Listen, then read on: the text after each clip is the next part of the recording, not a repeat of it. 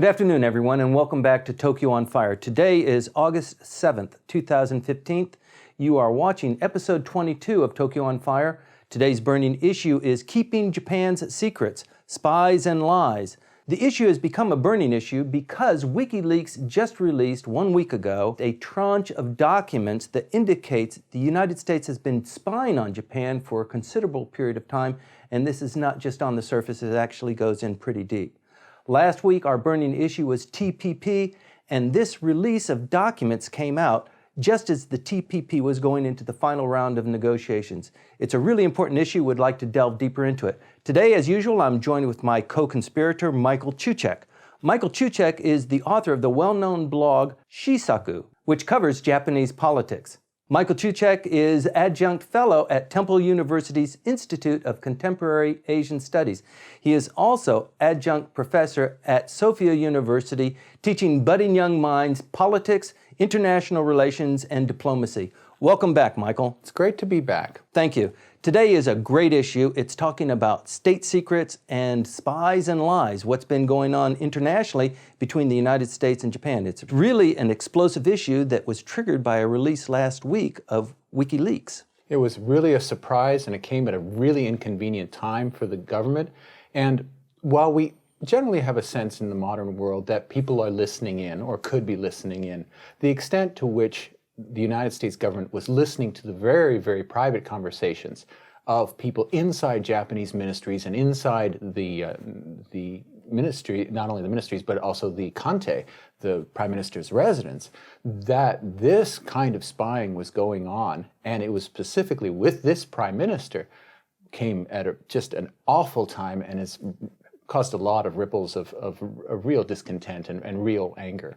Well, last week we talked about TPP. We did a deep dive on TPP. We talked about the dynamics, how broad it was, who's involved in it, where they're holding their negotiations. It was in Hawaii, and the release of this document, or this tranche of documents, came at a particularly hard time, didn't it? It was right when they were supposed to be coming up with their final ideas.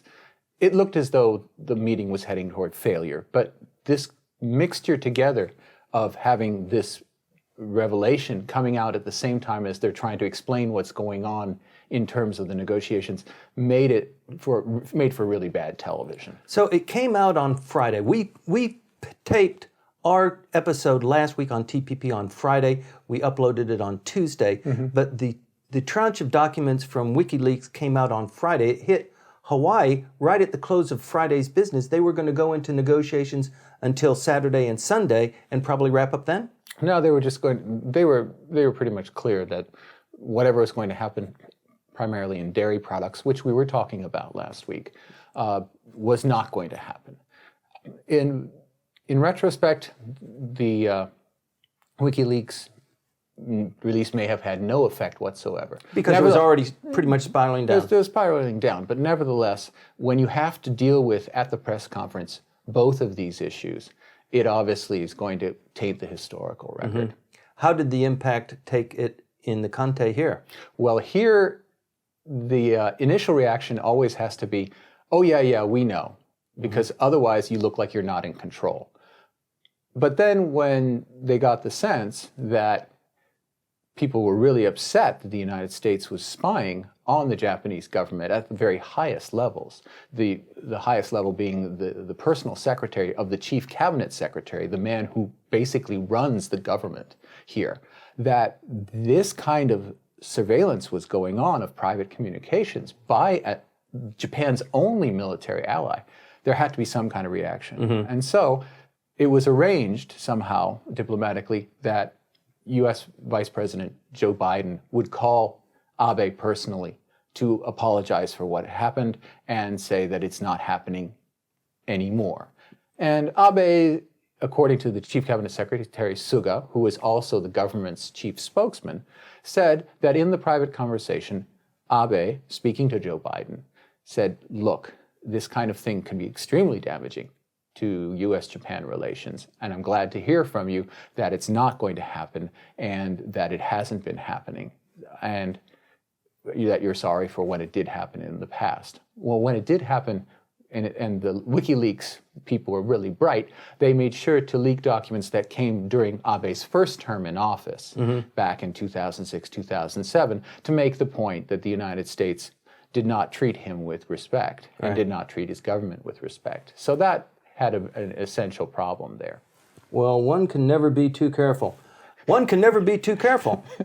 One can never be too careful. And when the first reaction that I got in the beginning of this week from a lot of people in Japanese government was, we never discuss important things in our hotel rooms. We don't talk about them on our mobile phones. We assume that there's some kind of surveillance going on. We're not naive about this. And also there was a certain sense of, and sometimes we would just talk about things normally if the person who was in charge decided that secrecy wasn't such a big deal. So it really depended on the actual bureaucrats or politicians who were involved. Well, I think Tokyo has always been one of those hotbeds, and it's an easily accessible place for people who are friendly to the United States and those who are unfriendly to the United States.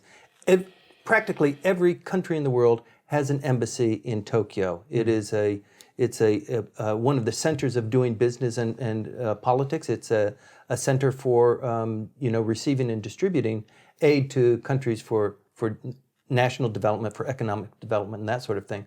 And Tokyo has always been a hot spot for spies to come in. I mean, it's a nice place to live, first of all. Right. And secondly, you're right. It has so many different embassies, so many different international organizations that are not watched in the same way that they're watched in the United States. So that there is a great deal more possibility for information flow and information gathering. And one of the reasons that LDP politicians gave for the passage in 2013 of the Special Designated Secrets Act, which has been so controversial and still is, that was predicated on this image of Japan is a paradise for spies. Tokyo is a paradise for spies. And a lot of politicians use that set phrase as the excuse for the need for this legislation. Right. Let's backtrack just a tiny bit and talk about the reaction here in Tokyo of the release of WikiLeaks, the impact that it had. And the interesting thing about what it is that we're doing here on Tokyo on Fire is we try and, there are several themes that just keep rolling through our discussions. And one of them is the political atmosphere in the Diet right now. And currently, the Prime Minister and members of his cabinet are on the hot seat. They've extended the hours where they can be questioned by the opposition, and now this comes up, and they are using every tool in the toolbox to hit whoever it is turned to be questioned with everything they can come up with. If you are an LDP member, if you are just a rank and file member of the parliament in the upper house or the lower house, and you're doing anything that somebody might take a dislike of, you're in one of the shukanshi or the weekly magazines as if you've created some sort of horrible violation of social rules. Well, certainly the idea of surveillance of people and the way that you disseminate private information is a completely different environment here than you would assume that exists in the United States, particularly where it applies to politicians. Here, anyone's game. It's very hard to keep secrets about yourself. There are certain protections you have in the courts, but generally, it's open season on you. And what can be printed doesn't necessarily have to be entirely true either. Right. So there's this atmosphere in Tokyo always of information that should be private or should be secret being disseminated. That's what makes this particular incident both painful and yet somewhat blasé. The reaction is sort of, yeah, but information is something that you can't hang on to. Right. And there's a lot of that you get out of this, because when you look at the list of targets that WikiLeaks released in this small press release that they did, they must have much more stuff available. The list of the targets is inside the Kante, the Prime Minister's residence, inside the Finance Ministry. Number after number in the Finance Ministry, in their monetary section, in all kinds of different sections. and then the Ministry of Industry, and then the large trading companies, Mitsui and Mitsubishi, numbers inside there. This is clearly industrial espionage on a big scale in order to collect information. They also had information from the Ministry of Agriculture, information from inside the Ministry of Foreign Affairs. And Finance. And then they were it goes, they're all over the place, which shows that they're all part of an information sharing network within Tokyo. They just didn't know that it was open to the outside world, and in this case, the United States intelligence community. Well, I think the Prime Minister's response initially was a little bit lukewarm. He was hoping that it would just kind of blow over. It's not going to blow over, and it's not an issue that has short legs. It's got long legs, in my view. I think it'll continue to tumble. And it's interesting that WikiLeaks said that this is a tranche. It's the first of several. I mean, that's what that's what the language suggests. So there's probably more coming out, and the depth of the information, even though it was a rather short release, and they're kind of funny things like cherry exports and things like that. Right. But nevertheless, yeah, yes, the what they have means that they've got their fingers and their ears, I guess, in everything. Mm-hmm. Well, about 25 years ago, 30 years ago, when I first came to Tokyo, I worked in Kasumigaseki, and at that time, if you weren't assigned to an embassy, it was very rare for you to see any foreigners walking around Kasumigaseki, or particularly in the Diet compound. And at that time, I think the general atmosphere was, if you're a foreigner walking around those areas, you kind of are intelligence gathering. That doesn't mean that you are a spy. You are gathering intelligence. You are trying to feed information to help your side, maybe your company, but more likely your embassy, your diplomatic mission. And over time, that has become more relaxed. More people are becoming involved in the political process, or at least in gathering information. It's seen as something that's not illicit. It's kind of okay. It's cool. You are practicing diplomacy, either for your company or for your embassy. And it's not. I mean, it used to be really, really suspicious, and it used to really hinder somebody like us who are commenting on this and delving into it to really keep on top of it and learn what's going on. That it's true. You have to have some kind of intelligence capability. And even Japan, where there is still memories, strong memories of the terrible things that the military police forces did in World War II, and we have to say right now that we are right in the middle of the heart of the commemorations of the end of World War II. We just had yesterday the 70th anniversary of the bombing of Hiroshima. Tomorrow we'll have the anniversary of the bombing of Nagasaki. So we're right in the midst of all these final things. The intelligence community has never actually been completely resurrected. We have the self-defense forces, which are something of a military force, but the intelligence community that existed in the pre-war era was completely disassembled. And we do have here in Tokyo, about 4,400 people whom you could say work in intelligence. They're split up in all kinds of different agencies. There's talk now, or at least there was around a few months back, of establishing some kind of overriding NSA kind of type agency? Yeah, or MI6 is what they were talking about. And they said, we're going to go and look at the British system, and then we'll come back in the fall, perhaps with a proposal. But currently, they're split up into all kinds of different areas. The Justice Ministry has its intelligence branch. The National Police Agency has its intelligence branch. Ministry of Foreign Affairs, its intelligence. Defense has its own. And even the Kante, the Naikaku, the Prime Minister, has his intelligence research office. Right. So, but they're all separated, and it's not a unified CIA kind of or national director of national intelligence kind of system at all here. So that information is not controlled, and it is not shared necessarily. It's researched, it's done here, but this aspect of having an allied country come in, and you have to wonder, okay, they had so many different intercept points inside the Ministry of Finance. They had to have had some physical way of getting in. You talk about walking around the ministry. They had to somehow get a physical pipe in there somehow to get the information that they had out, and that this possibility is everywhere. It really asks the question: who provides the in for them? Obviously, it's not the Japanese government saying, "Yes, come in and tap our phones." Well, then who did? Well, who knows? I mean, it never used to be so sinister. I mean, there is a legitimate reason why any country wants to collect intelligence and information and store that intelligence and analyze that for whatever purposes. I mean, that's legitimate. And only recently has it become really, really sinister. And I think that's because the pace of technology has gone so quickly. It's gone far more rapidly than our ability to kind of absorb it intellectually. So I grew up in Okinawa, where the SR-71, the Blackbirds, and the later version was called the Habu, were stationed for runs not only to Vietnam and Hanoi and places like that, even over the Soviet Union, but they were based in Okinawa, where we could see them as kids growing up taking off.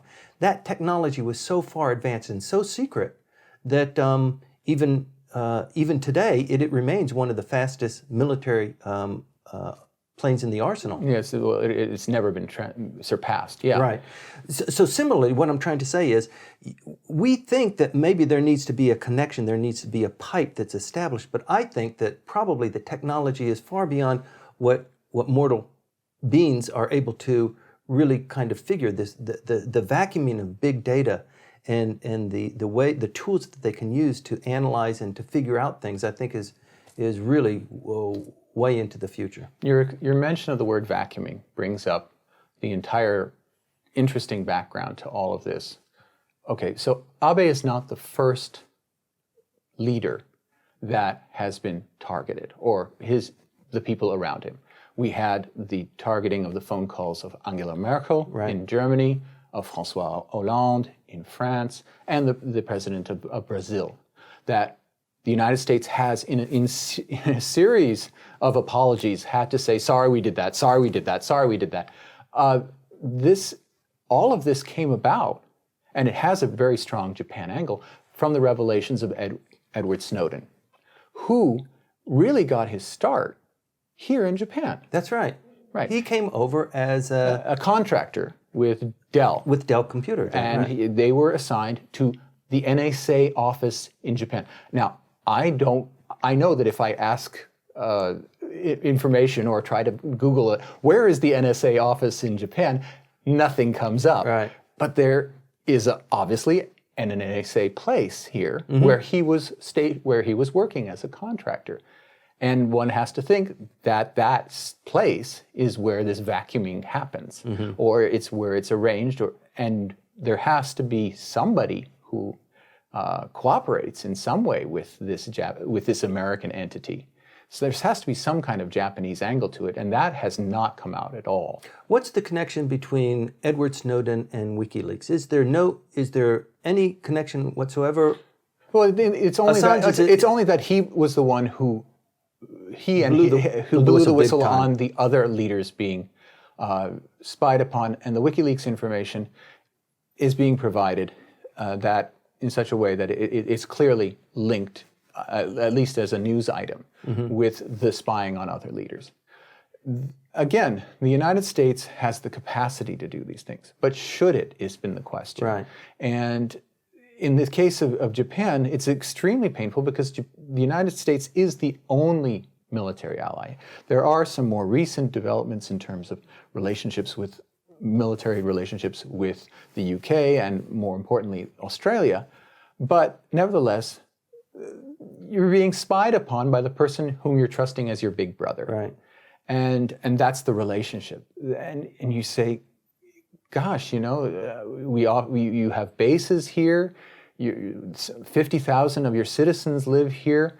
Why would you do this to us? Right. All of your major companies are here. You can do free trade. Why would you do this to us? So let's talk about WikiLeaks and why they would do that. What is the purpose behind not just releasing this tranche on Friday of last week, but also to be involved in kind of rubbing the United States' nose into the dirt and saying, look at this mess that you've created, and everybody, you should see what the United States is doing. They are not the pinnacle of freedom that you thought they were. Well, okay, there's always that. There's just to be an incredibly cynical and sarcastic organization. But you have to admit, there's a weird and slightly racist hierarchy in terms of United States intelligence sharing. Now, there's this group called the Five Eyes, which is the United States, Canada, England, New Zealand, and Australia. And the Five Eyes share information on an equal basis. There's all English-speaking, all majority Caucasian for now countries, and the Five Eyes countries received, as a generalized report, this information that was culled from Japanese intercepts. That there are two tiers inside American allies. There are these English-speaking people whom we get along with, and then there are you Germans and you French and you Japanese whom we spy on. Right.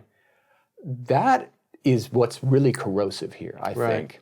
Well, it really goes far deeper than that. I mean, what about the Rainbow Warrior in New Zealand and the spying that was going on there with the dynamiting of that ship? That's right. Well, the intelligence services, when given the chance to do something, and frequently political leaders say, go do something, they eventually do, and then eventually embarrass the government involved.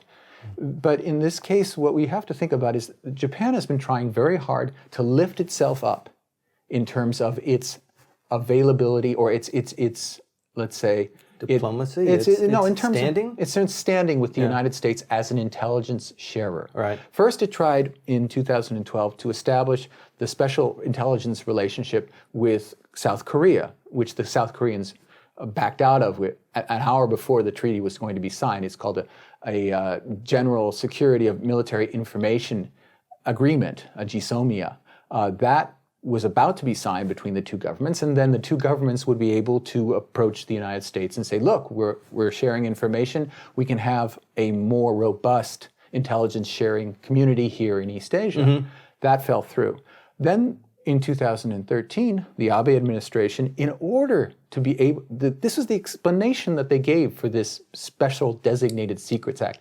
We have to be better at protecting secrets so we can get intelligence from the United States. It's kind of a opening the kimono, and we share each other's information, and to the degree that you share yours, we also share ours. We'll share ours, but in this case, in the special designated secrets act, they had to really clamp down on basic rights in Japan, or at least the right of the people to have some kind of ability to oversee their government in order to become better partners for this sharing of information kimono to kimono thing. Right. And what comes out of this is that the United States doesn't consider us partners, doesn't consider us equals, and considers us outsiders, and that the other four members of the Five Eyes, they're the insiders. And this is not in terms of security. Right. This is in terms of negotiations having to do with climate change, with cherry prices. What is going on here? Okay? Sure, every person who works for a large trading house like Mitsui or Mitsubishi or Itochu, they know, don't use your cell phone because someone's going to be listening in. They know they have intelligence practices based on industrial espionage, stealing of economic secrets.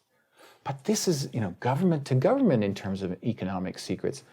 This is really something that it's only starting, and it's going to snowball, I'm sure. It could be said, taking that just a little bit further, it could be said that I think the general acknowledgement that technology is leaping far, far more rapidly than we have ever experienced in the past. I mean, it is going by leaps and bounds. That, in fact, our capacity to absorb intelligence and gather intelligence has really exploded. And they have these huge, huge fields of computers and storage facilities in the United States, and probably here in Japan as well, where they take this data, this metadata, and even though they might not be quite ready to use it or know how to use it, the tools haven't been developed, but they are accessing it and they're at least storing it. Yeah, right. They're storing the information. How is it going to be used? They're not saying. They say it will be done judiciously.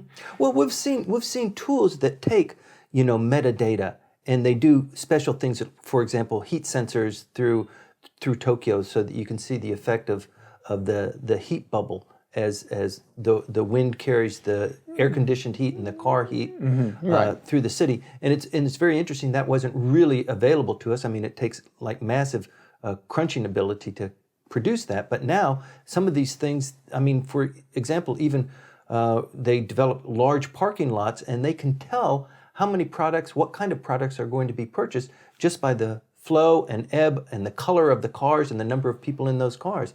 It's really astounding. Well, yeah, the data analysis capacity is there. But the fundamental issue when you're trying to work on international relations is, do I trust the person I'm sitting down with? It's still very human to human. It's not machine to machine. And for one side to be able to say, you may be a gentleman towards me, but I'm not a gentleman towards you. And that's too bad because my country's bigger than yours. That's kind of the subliminal signal here. That's isn't the signal here. Yes, it is. And that there had to be a human apology with Vice President Biden saying, sorry, we did this. Because the fundamental principle is gentlemen don't open other gentlemen's mail. Right. But in this case, the U.S. did. And did so in a broad-based fashion across, and targeting folks who can really, really take offense and really, really gum up the works. It's not like they're taking all kinds of everyone's telephone calls and putting them in storage.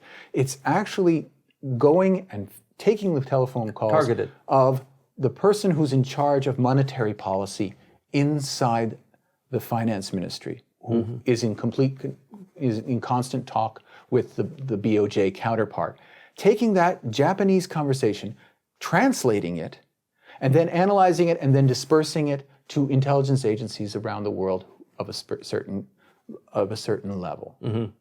That's real aggressive, invasive behavior. Yes, it is. Okay, and boy, the Abe administration has a really, really delicate position here. It doesn't want to appear naive and stupid, like, the technology's there, of course it's going to happen. At the same time, at what point do you begin to think, okay, there's an ashtray on the table, I better check underneath the ashtray, where you become completely paranoid about security issues.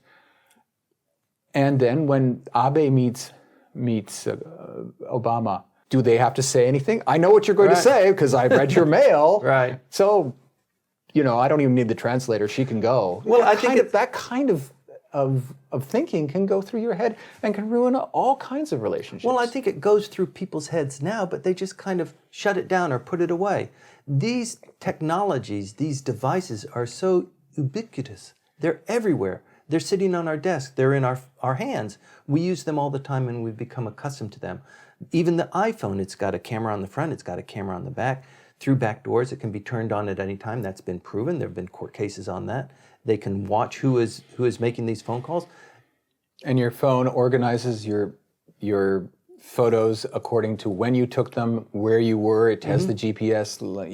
And you don't even ask it to do that. That's right. It does it for you, and you really freak out. Yeah, okay. Admit it. Okay, I admit that. Right. But nevertheless, this aspect of international relations is so fundamental. The idea of exclusivity and trust. Why have a summit? Right. Why go to the ARF or to the APEC summit if everybody's got the goods on everybody else? What's the point of that? And if I can't talk to you in a sense, as we're talking here, person to person, where I have to think constantly that there's someone else, a third person in the room listening in, it's just deeply, deeply distressing, I think. Well, it could be that we are at the apex of, the development of diplomacy nation to nation. I mean, it could be that, yes, this movement towards a global unitary body, the EC doesn't seem to have really solved that solution or provided that solution. And there are a lot of problems with that. But there is also a big push for, global government, a unitary currency, these kinds of ideas, because what we're doing right now, it is rather inefficient and it produces problems that are just somewhat intractable. But this idea that there's some kind of future unified information all the time at your fingertips, everything's equal kind of, I don't know what you call it, technotopia, if you want to call it that. That's been promised, and that it's going to be someplace where everybody's equal and that everybody will have equal access. But that's proven to be nonsense. Well, I don't know if that's nonsense. I think that there are people here who do live in that kind of atmosphere and do enjoy those kinds of benefits. A very small circle, but I think that there is an elite group that has that benefit.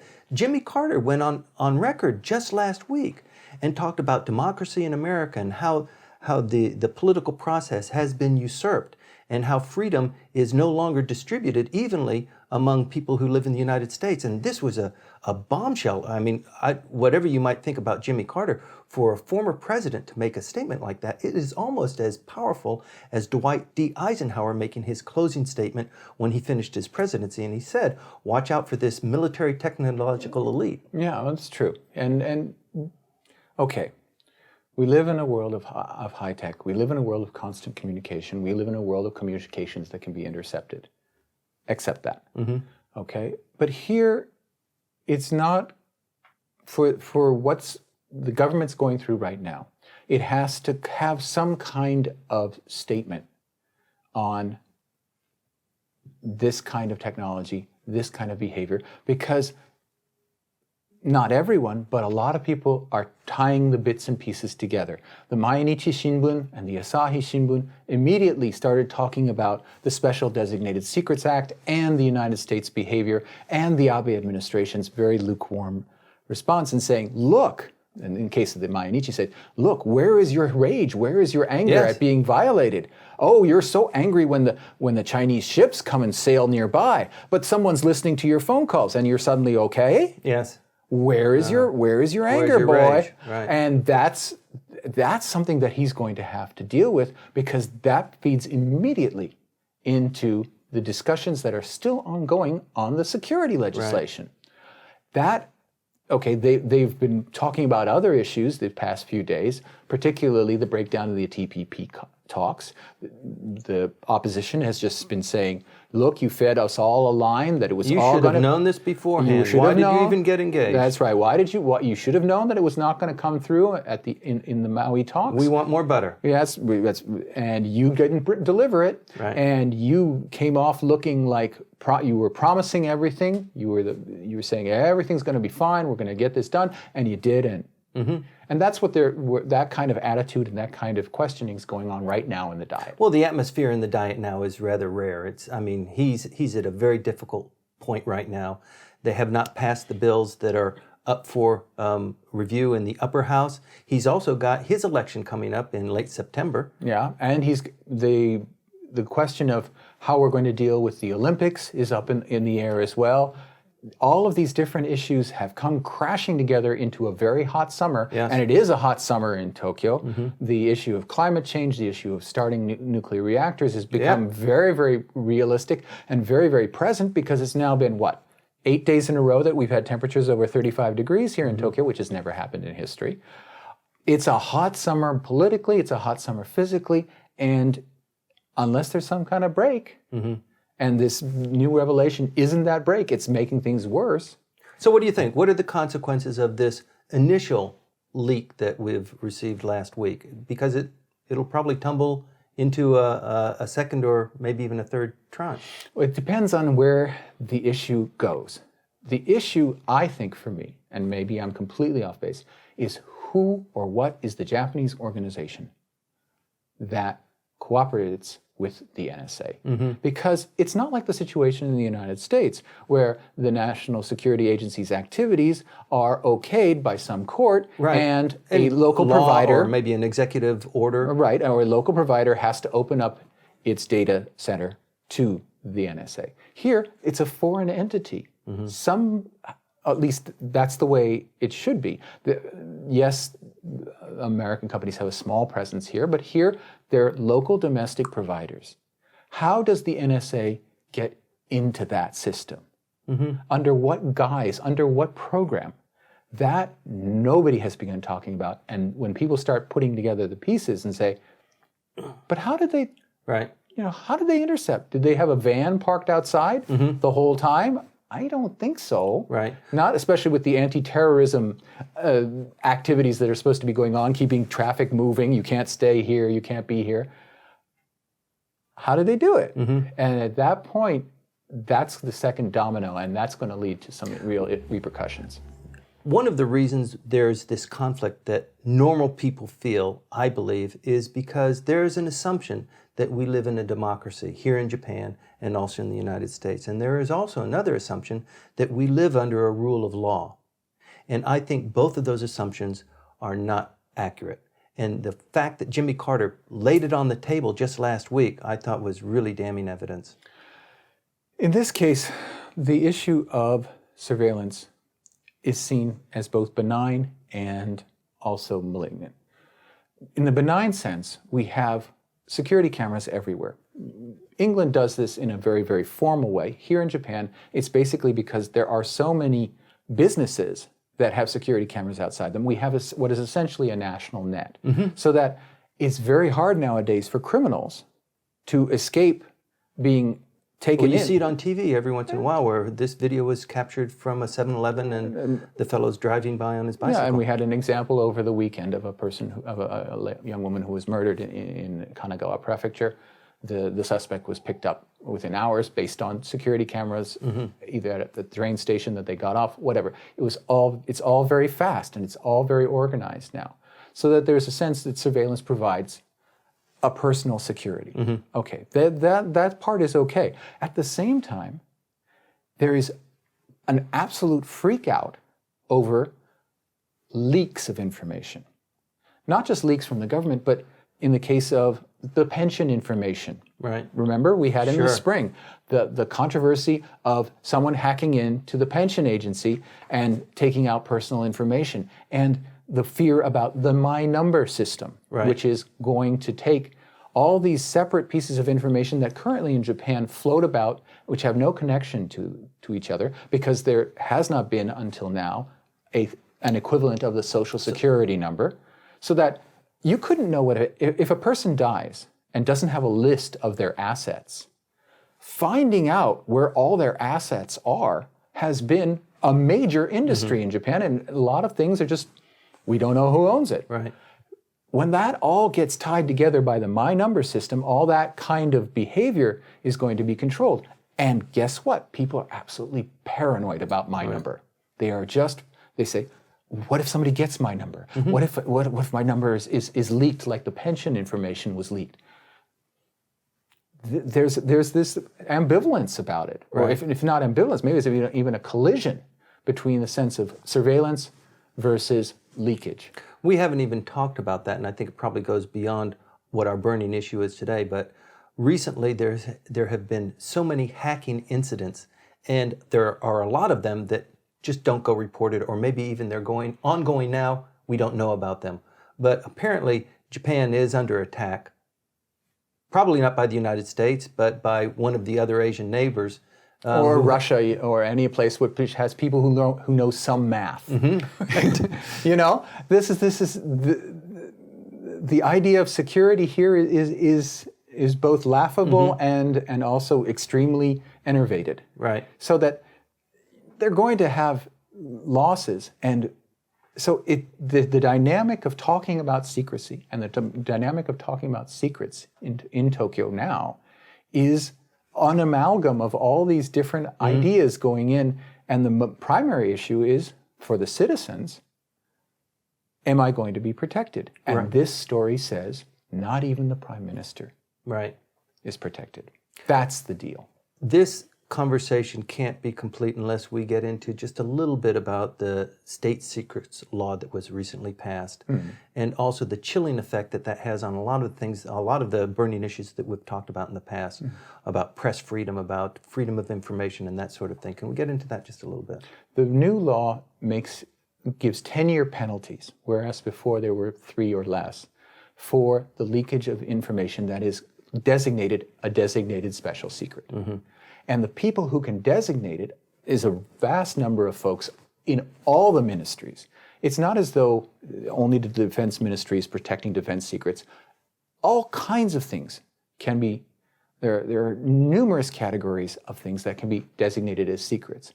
And the sense is that, okay, that means that no information, even information of, the government's malfeasance or even illegal behavior will ever be leaked because there's a 10-year penalty, not only on the bureaucrat or the politician who leaks it. The deep throat. Yeah, but also on the reporter who reports it.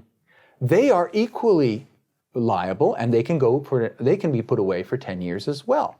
This, of course, means that what kind of investigative reporting can you have if even misbehavior by the government is going to possibly put you in jail for 10 years, which in Japan is basically a death sentence, career-wise, etc.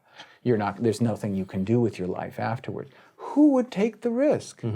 It's impossible to think that anyone would ever be a whistleblower. Right. And that's what the press has been yelling about, and every single press organization, even the right-wing hard defense groups like the Sankei Shimbun news groups, they're dead set against the Designated Secrets Act. And the government just said, we have the votes, it's passed. It's passed. It is now the law. It is now the law. Right. But the thing is, people haven't given up on it. They don't give up on talking about it, and this brings it up again. Right. We need to have a Freedom of Information Act. We need to have one that is robust, that will allow us to have a functioning democracy. You talk about the death of democracy. That's what they're talking about in terms of the Designated Secrets Act. We talked just a little bit about the chilling effect, and we've mentioned that before. I guess it might be somewhat similar to the United States trying to quell terrorism. So in order to catch terrorists and in order to find them out before they can do their dirty deeds, we have to pass a law. We have to be able to surveil people. And that has been used as a bludgeon to develop information, to source information, to vacuum information, to analyze it, even among people who are U.S. citizens. They don't have any history of terrorism or something like that. And it appears that the Japanese are watching that and saying, we can get away with an awful lot. We don't have to have a Patriots Act, but we could have an act about state secrets to protect us. We are in the government, and we can define, even preemptively, what is a state secret to shut you up and to, quell the investigation into our nefariance. Yeah, there's never, you'll never lose any money if you bet that the Japanese government is going to imitate what the U.S. government is doing. You'll never lose money on that bet. And in this case, you're right. Japan has data centers too. Japan has big communications giants too. And it has very compliant members of the government who are willing to stamp on and say yes. And it has an even weaker court system than the United States that will okay almost anything that the executive wants to do. And sure. Or people will just give up. I mean, they don't allow for collective offenses to violations of personal rights as they do in the United States. So you have to champion it on your own and maybe have a lot of supporters to bring a court case, to the forefront. It's going to be really difficult. So that the Japanese behavior up until now has been very passive as regards information. And spying is, okay, you do it, but it's not honorable. If the United States is let off the hook in this instance, it becomes everybody's modus operandi. It's okay. The water level has been raised. Yeah, and that's the issue here. So much in Japan is based on what, I'm going to toss out a phrase, atarimae. It's just the way things are, the way you do things. And okay, we don't completely take in all of the information that we could from other people because we are all in this small little country and we all have to live with each other. If, the U.S. is not bound and held responsible for its behavior, then the rule book is off. Yeah. Let's wrap this up with a prediction. What do you think is going to happen with this latest tranche from WikiLeaks? And do you think there will be a second, perhaps a third? And what do you think the impact? What is the design of this? I mean, there's really a motivation behind that. We haven't quite figured it out. We can guess at it. But what do you think? WikiLeaks is going to come up with a second tranche? It'll come up with a second. I don't know how much information it really has and how interesting it will be. It has to make it as sexy as possible, and it'll better than the first. It has to be something. And the thing is of course that Japan is a generally rather innocuous place, so it's not as though they're going to be able to uncover something really nefarious. It'll be something like cherries. Whether it will have legs or not really depends a lot on the fate of the Abe administration. If Abe-san carries on and goes through after the election in September, my prediction is that the opposition will start using the information that's provided by WikiLeaks as one more way to try to beat back and beat down this electoral monopoly that the LDP has built and that Mr. Abe is feeding off of. That they'll try any weapon that's given into their hands, and that's what's going to happen. If, however, there's some kind of real knockdown of Abe, tactics may change. Well, that's right. And like you said, it's going to be a hot summer. There are a couple of critical events coming up in the next couple of weeks leading up to the Prime Minister's re-election. We expect that he will go unopposed, but a lot can happen in the next 6 or 8 weeks. And it was really interesting in terms of the upper house consideration of the security legislation when Mr. Isozaki, the member of Mr. Abe's staff, who said, who cares if the law is constitutional or not? There's flexibility. Yeah, it doesn't matter if it's constitutionally stable or not, as long as it protects the country. He had to talk that back, and this week in the Diet had to apologize. That was so dramatic. The fact that the head of the committee absolutely, who is an LDP member, absolutely crushed the guy, saying, this body, this House of Councilors is not a rubber stamp. We are here to investigate and check on this legislation. And for you to say, we should just pass the legislation and just let it go, that is unacceptable. To see that level of resistance suddenly appear within the LDP to the Abe administration was very dramatic. Well, I think there's a bit of tiring of the arrogance that is displayed by the Prime Minister, as we saw when he spoke to both houses of the United States Congress, promising that the National Diet would obey his will. And that it would pass the legislation and that everything was all done. Right. Yeah, maybe. Well, you're absolutely right, Michael. This is going to be a hot summer. Please stay tuned to Tokyo on Fire. We delve into these issues, we examine them, and we invite you to provide comments and to participate in this discussion. You can do this in several ways. You can add your comments in the dialog box on YouTube. You can also download this podcast on iTunes. You can provide your comments to us at comments@tokyoonfire.com. Alternatively, you can provide comments to us on Twitter using #TokyoOnFire. Thank you very much for watching. Please tell your friends about it. Hit your subscribe button. Incidentally, next week is Obon holiday. We'll be taking a week off. My name is Timothy Langley. Thank you very much for watching. See you next time.